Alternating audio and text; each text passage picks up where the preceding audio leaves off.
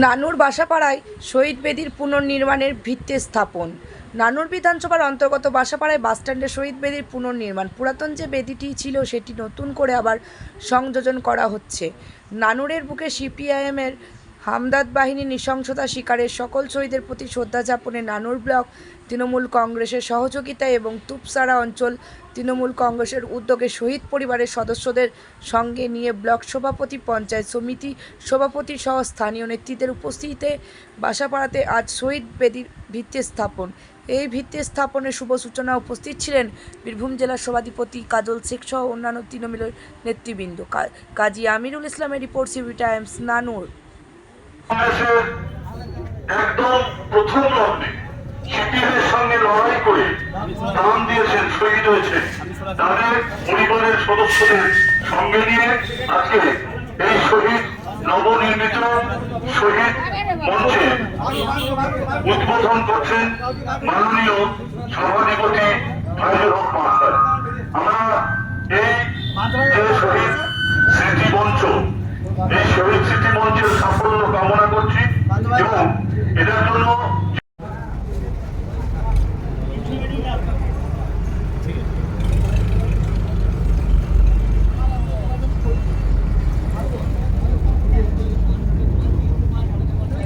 শহীদ পরিবারের সঙ্গে অঙ্গাঙ্গিভাবে জড়িত তারাও আগিয়ে আসুন, এর সাফল্য কামনা করুন। আমরা জানি 2000 সালের 27শে জুলাই যে মর্মান্তিক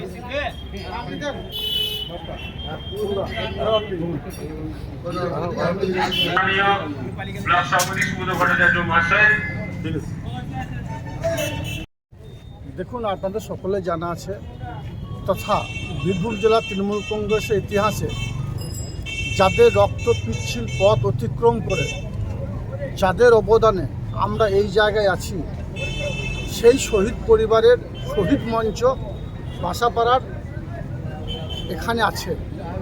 সেই শহীদ মঞ্চটা বর্তমানে দিনের পর দিন রাস্তা উঁচু হওয়ার জন্য নিচে চলে গেছে, যার জন্য সবসময় ওটা আবর্জনা থেকে শুরু করে শহরের যেসব ব্যবসাদার আছে তারা এখানে বিভিন্ন ধরনের ট্রে থেকে শুরু করে সব কিছু রাখে। তাই শহীদ পরিবারের যারা সদস্য আছেন তাদের নির্দেশ বা তাদের পরামর্শ মতো আমরা এই শহীদ মঞ্চটাকে এখানেই থাকবে, কিন্তু একটু পিছন সাইডে নিয়ে যাওয়ার চেষ্টা করছি এবং এটাকে নতুনভাবে ডেকোরেশন করার চেষ্টা করছি। যদিও এটা আমাদের ব্লক সভাপতি শুরু করে পঞ্চায়েত সমিতির সভাপতি শুরু করে এখানকার স্থানীয় নেতৃত্ব যারা আছে নানুর ব্লক তৃণমূল কংগ্রেসের, তারা সকলে উপস্থিত আছে। তুপসারা অঞ্চলের যারা নেতৃত্ব তারা সকলে আছে। সর্বোপরি শহীদ মাতারা, শহীদ পরিবারের সকল সন্তানরা উপস্থিত আছে। তাদের পরামর্শ মতো এটা আমরা করছি এবং আগামী দিনে আমরা চেষ্টা করব এখানে শুধুমাত্র নানুর বিধানসভার যারা শহীদ হয়েছে তাদের নামই আছে।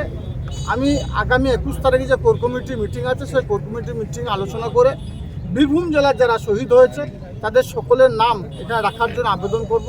যদি সর্বসম্মত হবে সেটা গৃহীত হয়, তো বীরভূম জেলার তৃণমূল কংগ্রেসের ইতিহাসে যারা শহীদ, তৃণমূল কংগ্রেস দলটা আনতে গিয়ে যারা শহীদ হয়েছে তাদের প্রত্যেকের নাম এখানে রাখার আমরা চেষ্টা করব এবং এটাকে সঠিকভাবে যে নামগুলো লেখা আছে সেই নামগুলোকে ওইভাবেই থাকবে, কিন্তু পিছন সাইডে নিয়ে যাব এবং সেটাকে বছরে একবার 27শে জুলাই খোলা হবে, বাকি 365 দিন এটা খোলা থাকবে না।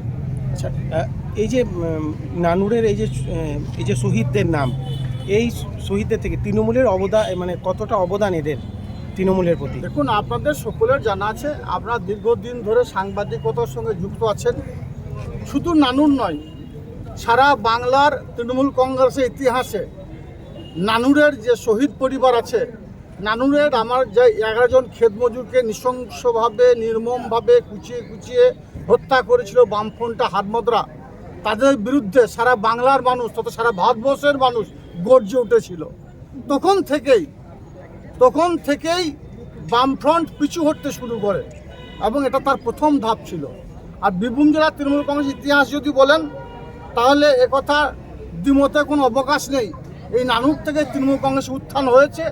নানুরের যারা এখনও সৈনিক আছে তারা তৃণমূল কংগ্রেস দলটাকে তিল তিল করে গড়ে তুলেছে এবং এই শহীদ পরিবারদের রক্ত পিচ্ছিল পথ অতিক্রম করে আমরা এক জায়গায় এসেছি।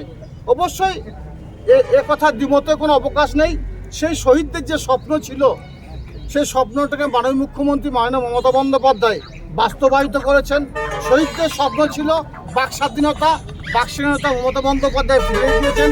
শহীদদের স্বপ্ন ছিল উন্নয়ন, মানুষের মনের মণিকোঠায় মমতা বন্দ্যোপাধ্যায় পৌঁছে গেছেন।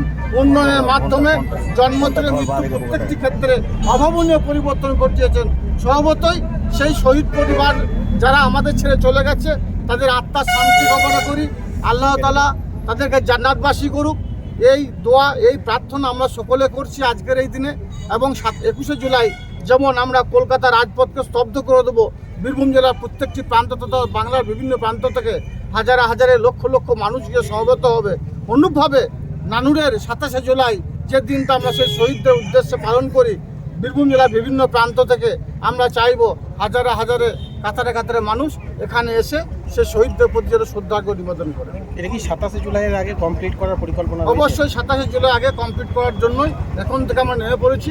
তাছাড়া এখানে আমার বাপ্পা থেকে শুরু করে মহিম থেকে শুরু করে মিঠন থেকে শুরু করে আমার এখানে যারা আছে লড়াকু সৈনিক সহযোদ্ধা সহকর্মীরা, তারা সবসময় এখানে আছেন এবং তারা যথাসম্ভব যত দ্রুত সম্ভব কাজটা সম্পন্ন হওয়ার দিকে তারা লক্ষ্য রাখছে। দেখলাম শহীদ পরিবারদেরকেও নিয়ে এসছেন, উদ্দেশ্যটা কি? শহীদ পরিবারদের সঙ্গে আমাদের একটা নিত্য নৈমিত্তিক যোগাযোগ আছে।